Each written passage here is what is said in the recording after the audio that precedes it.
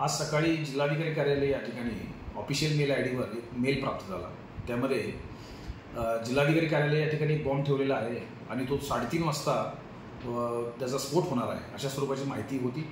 या अनुषंगाने आमच्याकडे माहिती प्राप्त झाल्यानंतर जिल्हाधिकारी कार्यालयातील सर्व अधिकारी आणि कर्मचारी यांना सूचना देण्यात आल्या, त्यांचे सहकार्य देण्यात आलं आणि त्यांना त्या ठिकाणाहून बाजूला सुरक्षित ठिकाणी हलवण्यात आलं। संपूर्ण जिल्हाधिकारी कार्यालय, त्याच्यासोबत असणारे प्रशासकीय इमारती याची परिपूर्ण BDDSच्या मार्फतीने चेकिंग करण्यात आली, HHMDच्या मार्फतीने चेकिंग करण्यात आली, परिसरसुद्धा त्यामध्ये चेकिंग करण्यात आला।